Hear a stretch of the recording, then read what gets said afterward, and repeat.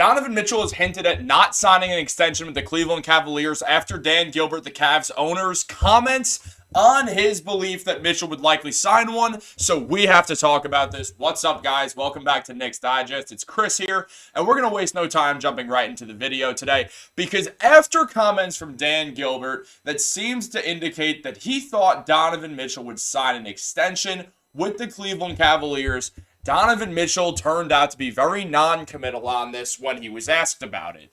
He said, "I got a lot of things to focus on right now, so I'll handle that when it comes. I'm not going to give you the same answer." Now that, if you are a Cavs fan or Dan Gilbert, is very worrisome because Donovan Mitchell basically heard what Dan Gilbert said and was like, "Nope, not true. I disagree." Now, that could have a huge indication on Donovan Mitchell's future with the Cleveland Cavaliers. And obviously, if Donovan Mitchell becomes a free agent, if he becomes a guy on the trade block, this team is going to be interested. The New York Knicks will continue to have interest in Donovan Mitchell, along with the Brooklyn Nets. So let's just look at what Dan Gilbert said yesterday, just as a little refresher, because basically he said that he thinks Donovan will sign a long-term extension to remain in Cleveland. He said, "We've been talking to him, sure, for the last couple of years about extending this contract.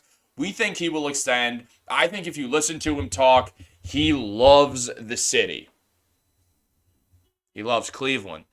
Not even LeBron loves Cleveland." So I don't think Donovan Mitchell is going out there like, "Oh, I love Cleveland. It's my favorite place." No, he's probably not, because Cleveland happens to be in Ohio and it's, Cleveland.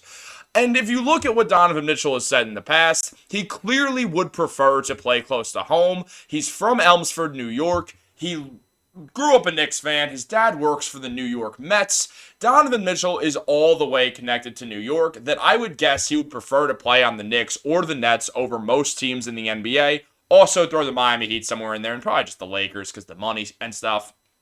But if you look at Donovan Mitchell's comments, he has never once committed to signing an extension. He's never once really said that he was happy to get traded to Cleveland at all. So now Dan Gilbert has gone out there and basically said that he thinks Donovan Mitchell will re-sign. And if Donovan doesn't want to, that probably pissed him off. Because think about it. Think about if your boss, the guy who's signing your checks, is like, "Oh yeah, he's going to do this." Donovan Mitchell's like, "Why are you talking? Why are you talking about me? Why are you saying I'm going to do something? I never said this. I never told this to you. My agent didn't tell you that I was planning on re-signing. Why the hell are you going out to the media and saying this?" That is very frustrating. There's a reason why a lot of people do not like Dan Gilbert as an owner. This is one of those reasons. He just went out there. He talks to the media a lot.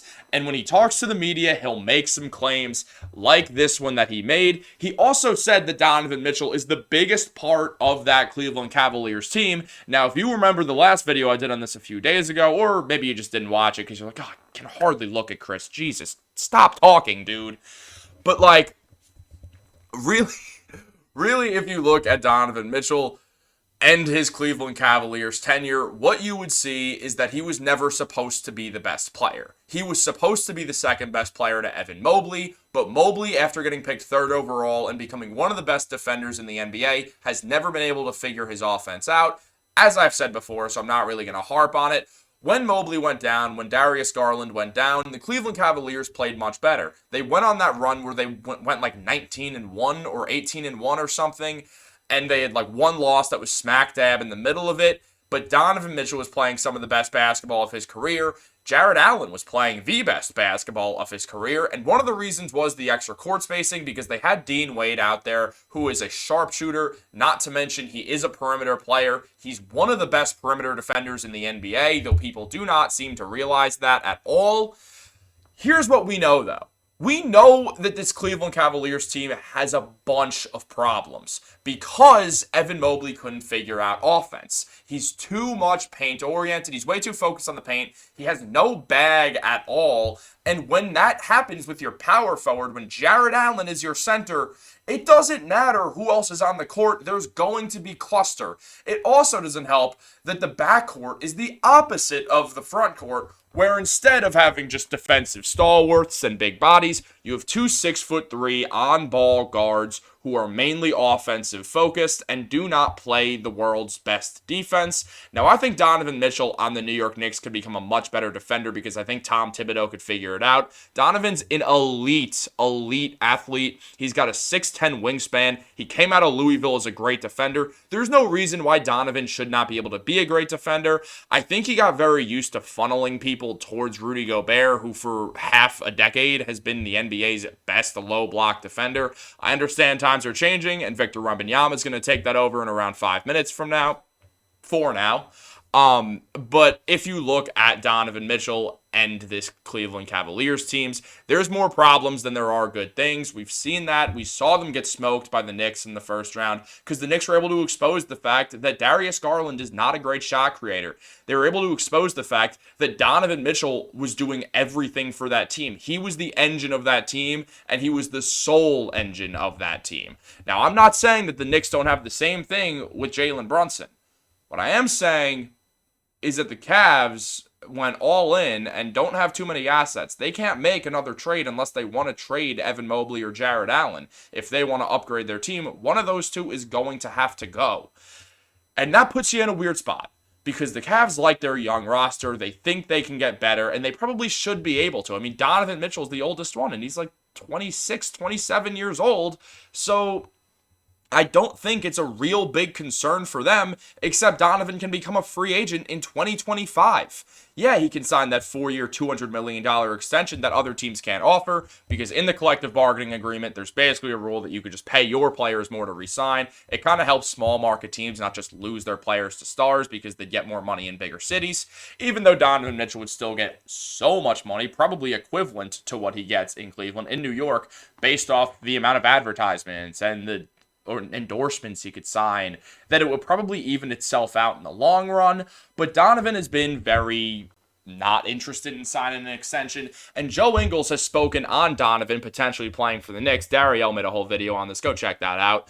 But he said anyone who gets to play at home, it would be a pretty special thing for him.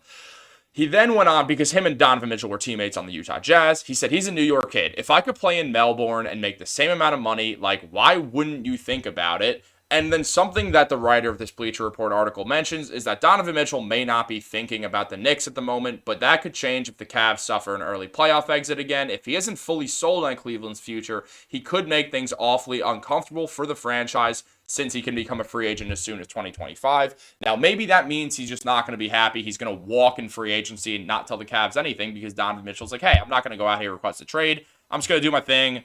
If we are really successful, if we can get to the conference finals or anything past that, like the NBA finals, if we could win the NBA finals, not happening, then yeah, he'd probably stick around. But that's not going to happen. The Cavs are not that good. They're just not. I'm sorry. They're just not. They're not a finals team. They're just not that good. They have too many problems. And because of that, we're probably going to see Donovan Mitchell either request a trade this summer if the Cavs lose early, or the Cavs will do just well enough that Donovan will decide, hey, I'm not going to request a trade, not going to cause a bunch of drama, not going to uproot my life for something that can maybe be a year before I hit free agency and go somewhere else, like the Knicks, like the Nets, like the Miami Heat, somewhere in a sign and trade. No matter who it is, where he goes, he could just decide, I don't want to uproot my life. I'll wait a year, kind of plan everything out. If you look at one of the last big free agency signings, where at the time it was a big signing, so not counting Brunson when people made fun of that contract because they were casuals, I actually didn't like it either, I won't lie. I didn't hate it, I just didn't love it.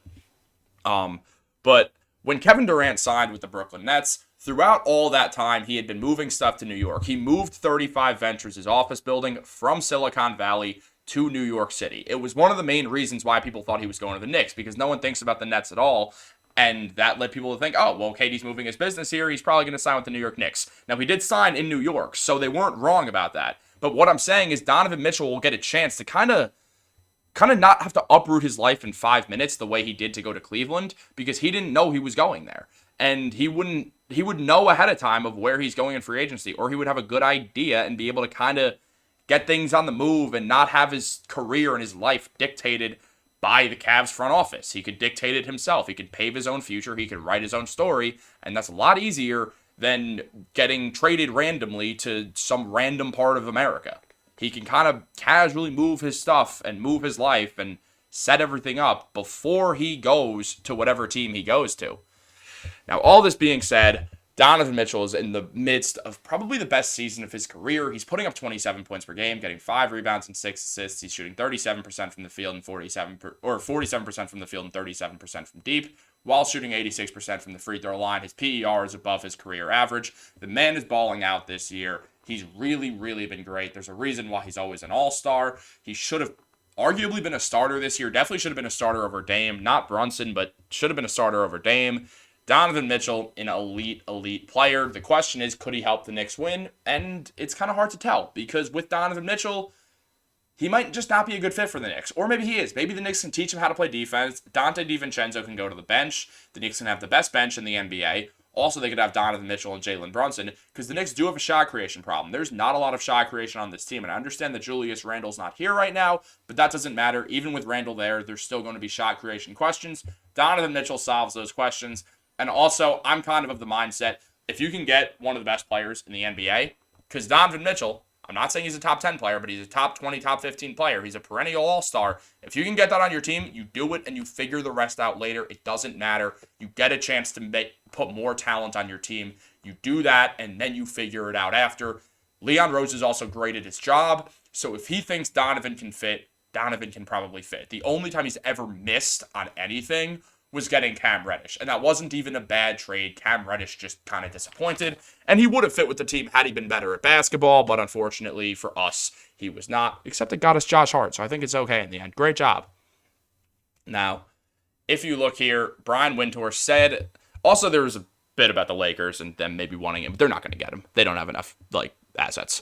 But Brian Windhorst said on the Hoop Collective podcast, which is his podcast, that the Knicks and the Nets will both be in the mix if Mitchell becomes available. And he quotes saying, I would say the Knicks and the Nets are riding on the line. Those are the two teams where I think Donovan would have a chance of re-signing. If they got in a bidding war, it could be interesting. No, it couldn't be interesting. The Knicks can pay more. So the Knicks would get him over the Nets. And also, no one wants to play for the Nets. Though I will say, as a New Yorker, as someone who lives directly in Manhattan and 3 blocks from MSG, if I couldn't play for the Knicks, I'd want to play for the Nets because I get to stay in New York. Guys, comment down below. I know I said comment your thoughts on Donovan Mitchell last video. This one, guys, comment if you think he would be a good fit. And also, just give me your hypothetical trades for Donovan Mitchell. I love to interact with you guys in the comments, so I will see you guys there. Have a great day, and go Knicks! Mic drop.